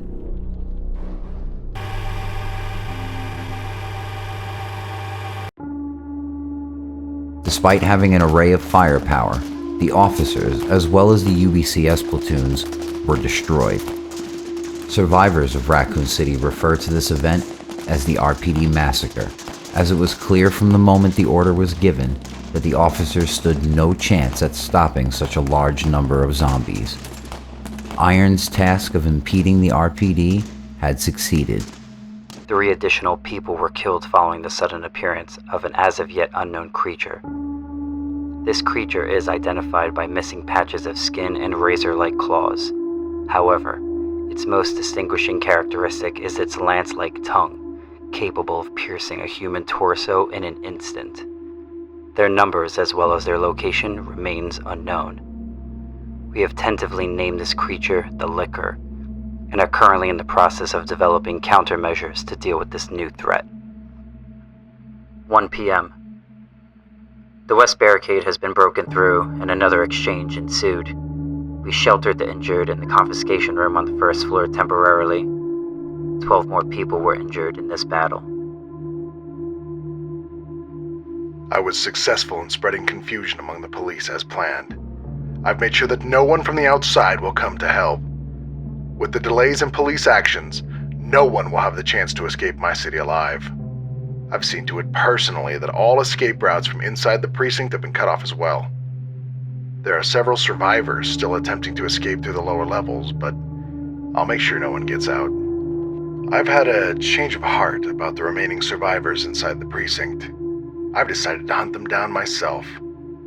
I shot Ed in the back through the heart less than an hour ago. I watched him writhe in pain upon the floor in a pool of his own blood. The expression on his face was positively exquisite. He died with his eyes wide open, staring up at me. It was beautiful. I wonder if the mayor's daughter is still alive. I let her escape so I could enjoy hunting her down later. I'm going to enjoy my new trophy. Yes, frozen forever in the pose I choose to give her. Also mentioned earlier in the program was Catherine Warren, daughter of Mayor Michael Warren, who was supposed to be in Chief Iron's care. The final entry from the Chief's diary is downright disturbing, but one of the most chilling portions of that entry paints us a grim picture of what Catherine's last days must have been like. The small remainder of police officers would continue to fend off more attacks well into the 27th. Later in the evening, the Raccoon City General Hospital became non-operational. It had been taking on fatalities to its staff since before the water contamination on the 23rd. Umbrella would have the hospital destroyed 2 days later, after somehow discovering its staff had developed a successful vaccine. However, on this night, some of the Outbreak survivors passed through the hospital just before it fully succumbed to the encroaching undead. Dr. Nathaniel Bard was an Umbrella biologist who was employed within Raccoon General Hospital. His work within the hospital mostly revolved around drug research, and his own line of prescription medication was a well-known brand across the United States. He also partook in various viral research projects on behalf of Umbrella, which is what put him in the perfect position to create a cure for some of these viruses. Under the nose of Umbrella, Bard would have his team synthesize a T-virus vaccine, and at a blinding speed. As it was discovered, the team first began working on the vaccine around September 10th, when the T-virus was first discovered in a handful of sick patients. This is VRC Chief Nathaniel Bard, September 29, 11 p.m. I am acutely aware that my time's running out. And I hope and pray, by making this recording and bringing the truth to light, that I can restore some small shred of honor to my name. All of Raccoon City's suffering began with the release of a biological weapon known as the T-virus. My employer, the Umbrella Corporation, engineered this virus. They don't want the world to know what they've done, so they're trying to erase all evidence that the virus ever existed.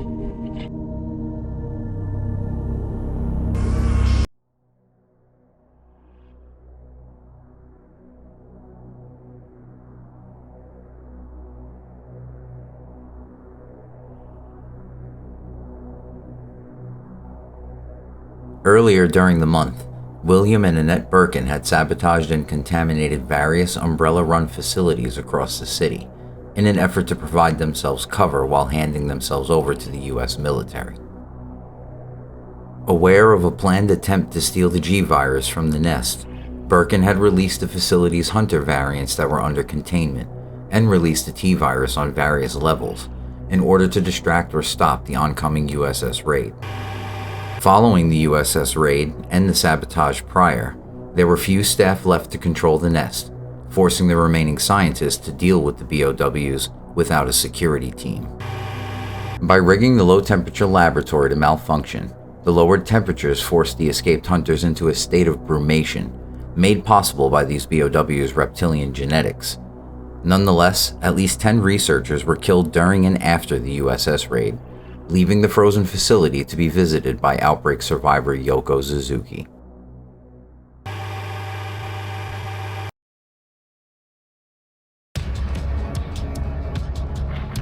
The city is now lost to the T-virus BOWs. The Outbreak survivors were forced into the city subway system as the military prepared to retreat its forces back to the outskirts of the city. On the evening of the 27th, a familiar STARS team survivor decides it's time to make her last escape, realizing that by now, the city is completely lost.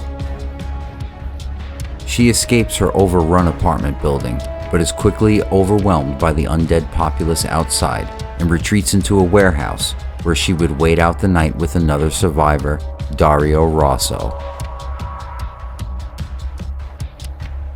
Around the same time, surviving UBCS Group Echo Team is given orders to clear downtown and secure the St. Michael's Clock Tower for use as an evacuation zone.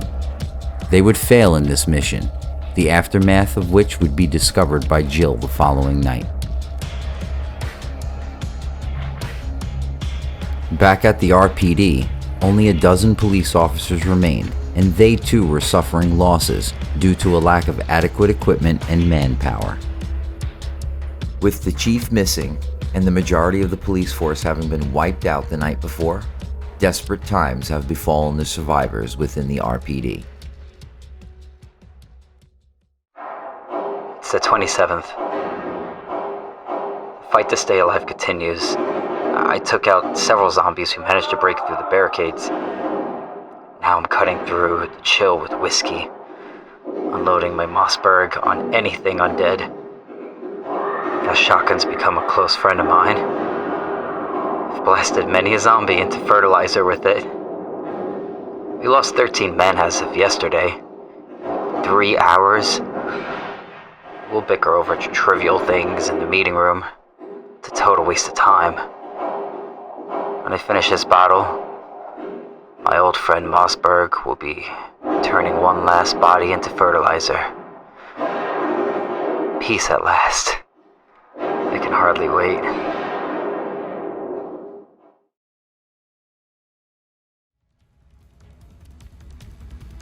Lieutenant Marvin Bernard had assumed command in the absence of any other ranking officer and helped Officer Rita Phillips escape through a secret tunnel in a plan to call over a rescue van. When it arrived, however, the station was attacked once more, and Lieutenant Bernard is said to have sustained grievous fatal injury, opting to stay behind while the survivors escaped. September 28th, daylight. The monsters have overtaken the city. Somehow, I'm still alive. Later that afternoon, former STARS officers Jill Valentine and Brad Vickers separately attempted to find shelter at the station, but were attacked by the Nemesis T-type, a BOW sent by Umbrella Europe and programmed to locate and kill the remaining STARS team members from the Arklay Forest incident. She is an elite operative of RPD, Special Tactics and Rescue Service. Her name is something Valentine. It's Jill. She manages to elude the seemingly indestructible creature, eventually linking with UBCS Delta Platoon survivors Corporal Carlos Oliveira, Sergeant Nikolai Zinoviev, and Captain Mikhail Victor, who planned to make their way to the clock tower and signal an evacuation chopper. Nikolai Zinoviev, or Genoviev, depending on which one of the numerous identifications this man has owned, is one of the more fabled names among the survivors of Raccoon City. Mostly due to the efforts of survivor Jill Valentine, it was learned that Nikolai was one of the aforementioned monitors. Just as well, a large pool of money was placed aside for the monitors, 15 in total, which would be divided amongst them when they returned from Raccoon City. As far as Nikolai understood, the less monitors that survived, the bigger the share would be for those who did survive. And so, not only did Nikolai aid Umbrella in destroying key evidence, as well as the destruction of at least 2 locations in the city, he also assassinated several of his fellow monitors, as well as Dr. Greg Mueller, impeded the progress of the UBCS platoons throughout the week, attempted to murder Jill Valentine on several occasions, and escaped Raccoon City with an unknown number of viral samples and company data. He is also suspected of the murder of Dr. Nathaniel Bard, whose body was discovered by the aforementioned Carlos Oliveira within the Raccoon City General Hospital. St. Michael's provided no safety for Miss Valentine, as the UBCS platoon meant to secure the building was eliminated by various BOWs stalking the building and surrounding area. Despite this, she manages to signal an evacuation chopper, but the escape attempt is thwarted by the Nemesis BOW, nearly resulting in Miss Valentine's death. She is eventually rescued by Carlos Oliveira, but because he gave limited testimony during the trials, and Miss Valentine claims to have been unconscious for over 24 hours, there are differing accounts of how they managed to get to safety that evening. The city around them continues to crumble into the next day, so much to the point that the government decides it's time to pull back the military forces quarantining the city. This military retreat would cause the roads leading to the city to be opened, roads that 2 certain people will use to enter Raccoon City on the following night.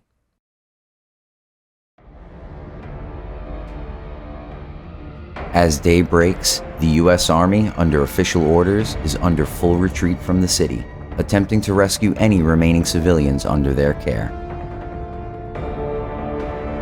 However, during the retreat, the Pentagon ordered 2 Army Delta Force squadrons to deploy into Raccoon, with the task of reaching 2 key facilities in search of evidence against Umbrella.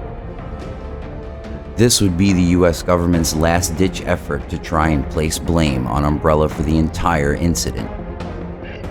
Echo 6, continue on foot to City Hall for intel on the location of Umbrella's facilities. Several blockades along the highways and smaller roads on the outskirts were also abandoned, having been weakened by countless attacks from zombies and BOWs.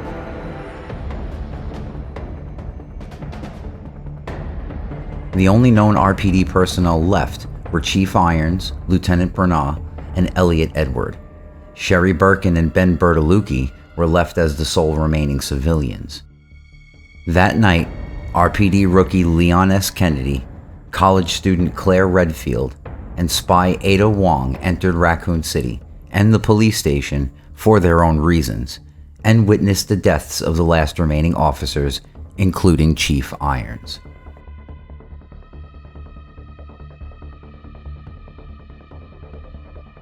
Leon, Claire, and Sherry managed to escape the city at dawn on the 30th of September, along with various pieces of information regarding Umbrella's secret programs.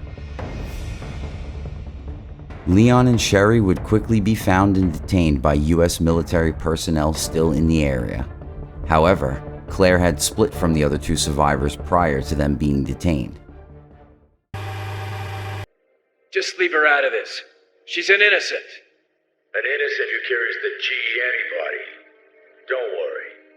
We're taking very good care of her. Bottom line is, you have the experience we're looking for. So if you want this to end peacefully, you really have only one choice. Work for us. And just like that, I found myself in the service of the U.S. government.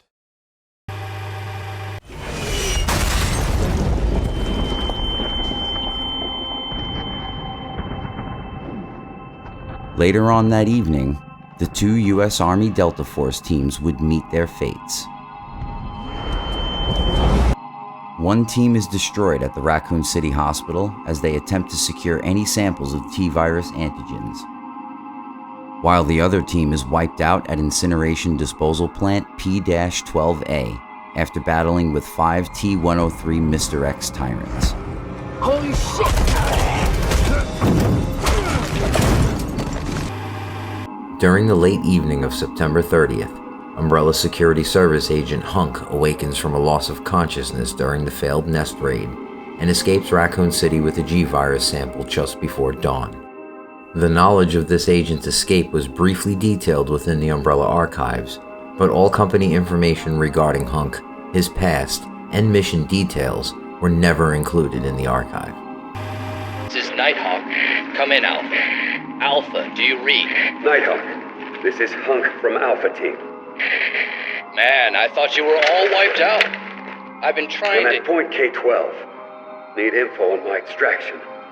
Guess there's no keeping down the Grim Reaper, huh? My extraction point. Relax, Mr. Reaper. I'm headed toward the front gate of RPD. Pick you up there. Got it. Throughout the course of the week, a congressional committee was formed to discuss how best to end the viral outbreak in Raccoon City. It would be later revealed that, now deceased, former Senator Ron Davis was part of that committee. This was, of course, before the discovery of his insider trading with the former Will Pharma Corporation.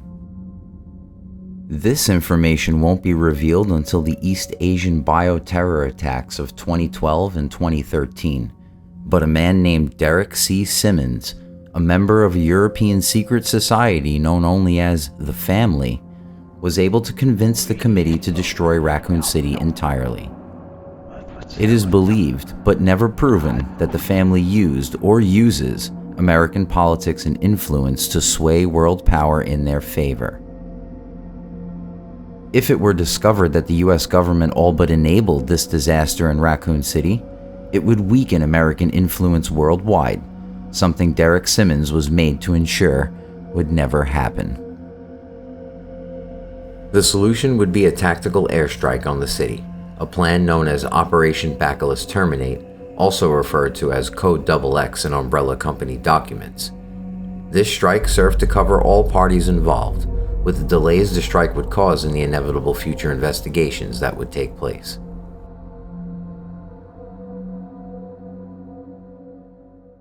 Many of the Raccoon City survivors were crucial parts of Umbrella's undoing in the legal system. But a group of dissenting Umbrella researchers, teamed with a rogue Umbrella Security Service squad, evacuated the city with a trove of evidence against the company. Marco Rodriguez was a career employee with Umbrella USA, commanding his own Umbrella Security Service squad he referred to as 2nd USS.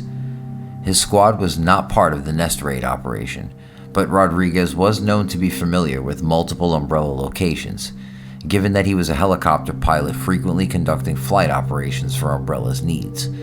One such location he frequented was the Umbrella Dockyards, which was located right outside of Raccoon City. During the late evening of September 30th, Umbrella gave orders to Rodriguez's 2nd USS to retrieve one of their experimental BOWs from that very dockyard, a creature codenamed Nyx. Packed up in a shipping container, Rodriguez used his Chinook helicopter and team to secure the container and airlift it from the docks. His orders were to bring it to the Chicago headquarters, but Rodriguez had already planned prior to this to go rogue on the company, and saw this as his opportunity to do just that. Let's take that and get the hell out of here. Already planning to rescue several Umbrella researchers wishing to defect from the company, Rodriguez would land within Raccoon City late night on September 30th, on his way out with the BOW to pick up said researchers. It was during this time that second USS met its fate. In order to avoid being caught in the oncoming airstrike, Rodriguez took off from Raccoon City, but lost the container with the BOW in transit. Rodriguez would go along and testify alongside the famous Outbreak survivors, giving valuable insight into Umbrella's more clandestine activities, business dealings, and efforts in destroying key evidence throughout the city. I was with Charlie Platoon. We were ordered to drop in the northern section, where the municipal and the local government buildings were. Don't get me wrong, we dealt with some pretty nasty stuff, but I feel like we didn't get the worst of it. Not like the other platoons. We wound up on the expressway, leading out of the city after this jackass Umbrella exec, Nielsen, commandeered Charlie to go handle some company business. This business was the USS captain that went rogue, yes? The one who's testifying right now? Captain Rodriguez? Yeah, Umbrella wanted that guy taken out before he could make it out of the city. Wasn't the survivor, Linda Baldwin with him? The one who made it out with T-virus and anti-retroviral drug? Linda?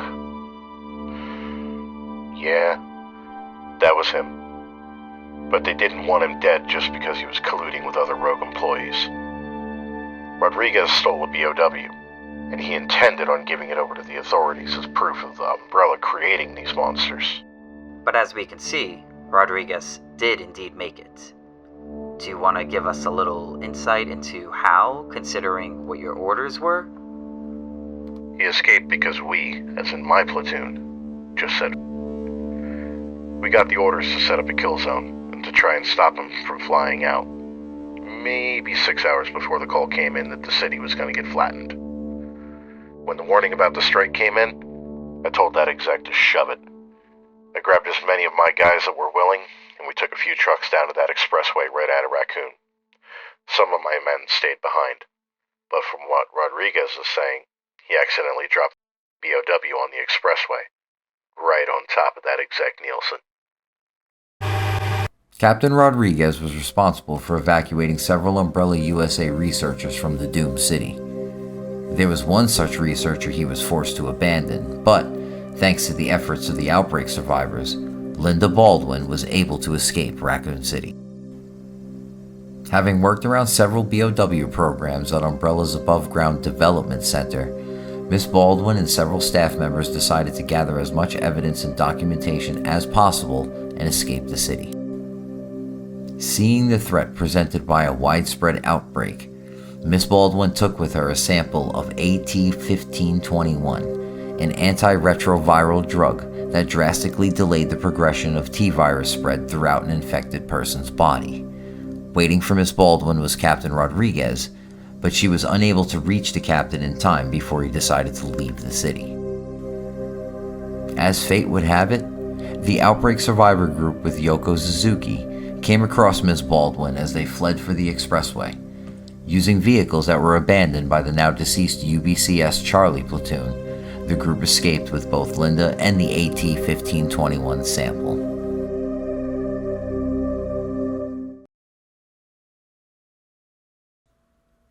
The remainder of the Outbreak survivors managed to escape the city via a Raccoon City Fire Department helicopter that happened to be circling the area of the Raccoon City University.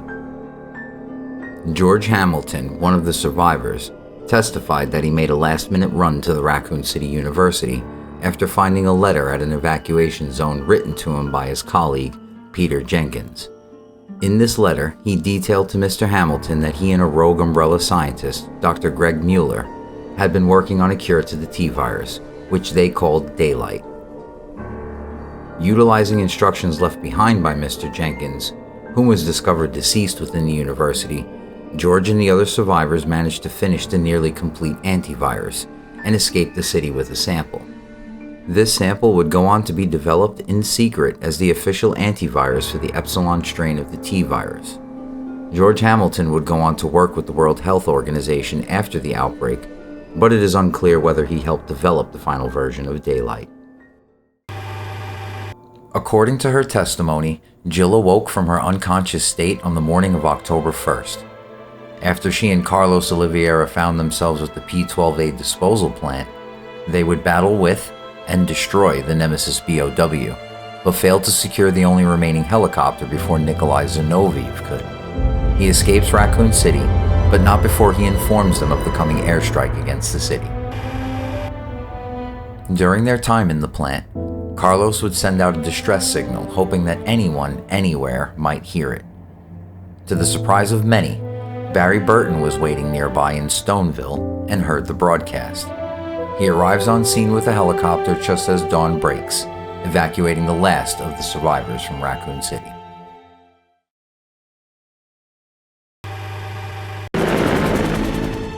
It's coming! Yeah. It's the end.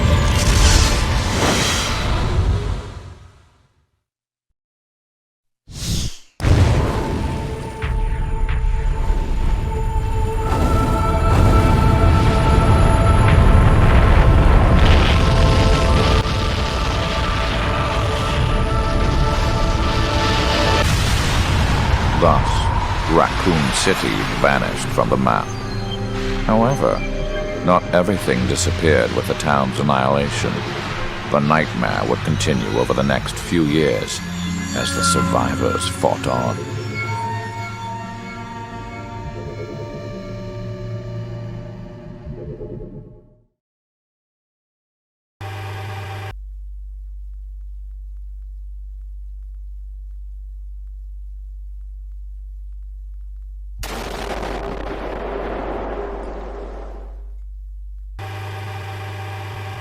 Despite heavy media coverage, the truth behind Raccoon City's destruction did not come out for years to come, long after the infamous Raccoon trials had ended. According to unconfirmed reports, the missile was allegedly nuclear. If this is indeed the case, then there's little hope of finding any survivors among the city's 100,000 inhabitants. Umbrella's connections to the government also came to light, forcing the President of the United States to resign and ending Umbrella business ties with the U.S. military. Stock plummeted here in Europe, dealt a serious blow to the business giant, resulting in its complete dissolution.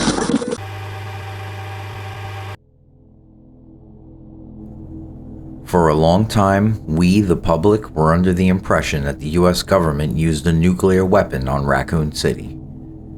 Media coverage of the event, as limited as it was, is mainly to blame for this, as they widely reported on it being a nuclear weapon. Despite this, the exclusion zones that were set up around the ruins of Raccoon were part of the government's then secret efforts in collecting and researching any surviving BOWs, not an effort to protect the public from high radiation levels as once previously believed.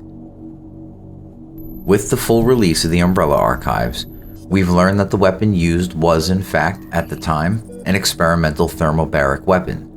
Thermobaric weapons produce a large, intense cloud of high-temperature gas that is then ignited, causing a powerful explosion coupled with scorching temperatures, ideal for completely wiping out anything biological by form. Known as thermobaric weapons, these shocking munitions are the stuff of nightmares, with the ability to kill and injure people standing behind corners, inside caves, or in trenches. The weapons are indiscriminate in their reign of terror. But even in the records, the exact type of thermobaric weapon is still redacted, indicating that it is still considered a classified weapon to this day. This does cause an issue regarding eyewitness accounts and media accounts of the event. Most people have stated that some sort of missile struck Raccoon City, with even those accounts differing as to how many strikes occurred in total. From what we know, however, thermobaric weaponry at the time was not delivered via missile delivery system, but dropped as a bomb instead. The United States Mother of All Bombs, or MOAB for short, was not developed until the early 2000s. Given the classified nature of the weapon, it's possible such a weapon could have been delivered through a missile, or maybe even was an early Moab variant, and the government has opted to keep it classified for national security purposes. It's certain that the city was not destroyed in a nuclear blast, considering the surrounding Arklay County remains to this day untouched by what would have been inevitable nuclear fallout from such an event. Even still, as mentioned before, an experimental thermobaric weapon wasn't enough to wipe out the BOWs from Raccoon City entirely, as we came to learn about the government presence in the ruins months beyond the destruction incident.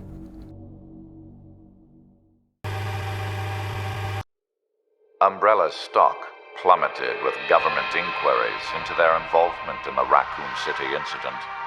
Before long, they were able to redirect responsibility for the incident. Part of the blame was cleverly shifted to the American government. Umbrella had strong ties and deep pockets, thus they were able to drag out the legal proceedings. Over time, it appeared that all evidence of Umbrella's involvement had vanished with the missile touchdown. Announced that it plans to put taxpayers' money to work by allocating $1 billion for an anti-bioterror program.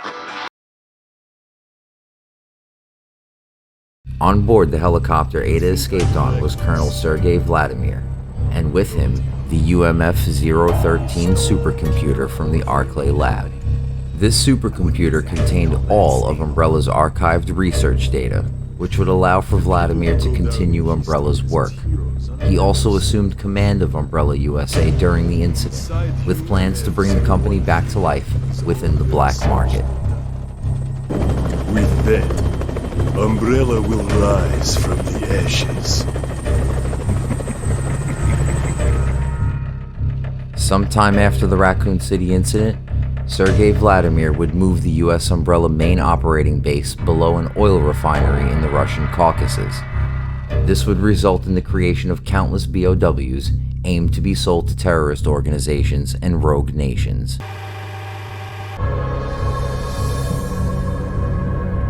Here are today's results. It's been 6 months, but the number's still the same. 6 months after the bombing, a government exclusion zone was still in force around Raccoon City's ruins, with a research station established in the center of the ruins. At the time, the government was known to be collecting surviving T-virus samples from the ruins, but for what purpose has yet to be revealed. At this point, and for many years to come, the existence of the T-virus was publicly denied.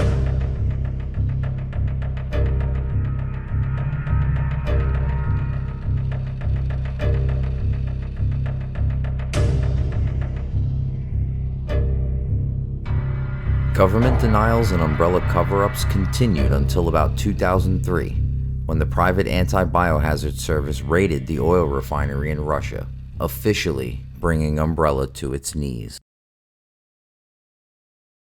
The Talos project Umbrella placed so much faith in had failed. However, Chris and the others were a little too quick to pat themselves on the back. It was not by justice or faith that they would prevail against Umbrella that day. No, it was only with my help that they were able to succeed. The only thing that can defeat power is more power. Ironic, perhaps, but the truth can be so cruel.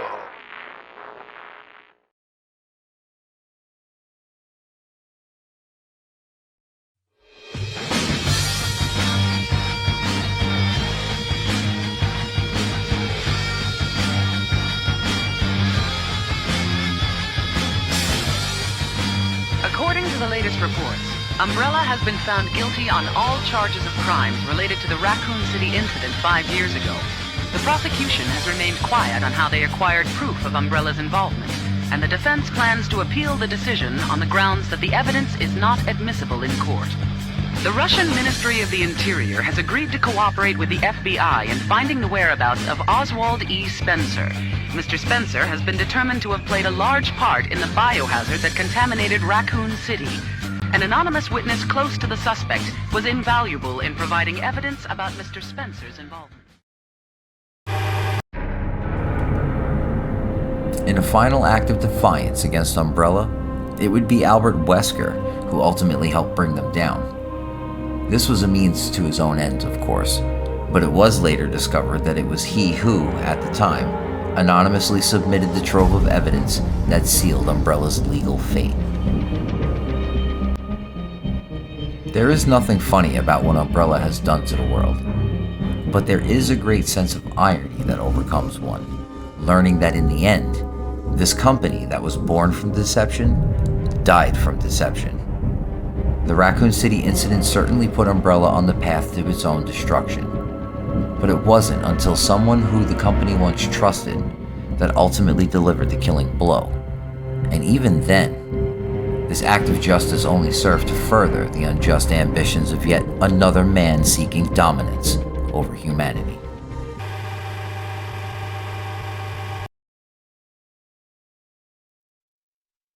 This film was made to ensure that you, the people, know the whole story of Raccoon City.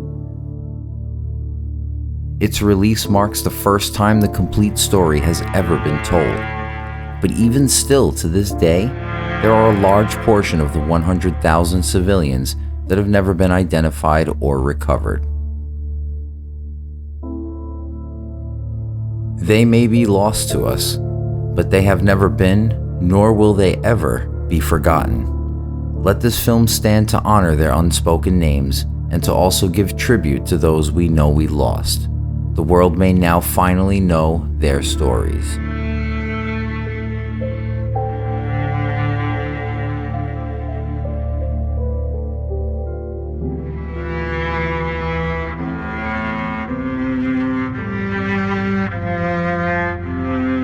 Even to this day, the threat of Umbrella's dark legacy still looms. From bioterror attacks to new man-made pathogens, the world will never be the same after Raccoon City. In the years to follow, we would bear witness to numerous events similar to Raccoon City. Sheena Island, the Terra Grigia panic, the Graham abduction, the attacks in India and the Harvardville airport in 2005, and the Tall Oaks and Lanxiang incidents. These are just the large-scale events. There's dozens of incidents spread between them, spanning the world over. If we've learned anything from the film at hand, it's that greed and power will always drive people to repeat the mistakes of the past. Power over man, wealth beyond measure, the ability to play God. That which drives evil is numerous. Knowing this, however, is not what stops evil. We must first never forget. We must then continue to learn from the past, so that we may recognize these evils when they appear, and use our experience to send them back the other way. I only hope that this video will play even a small role in that process.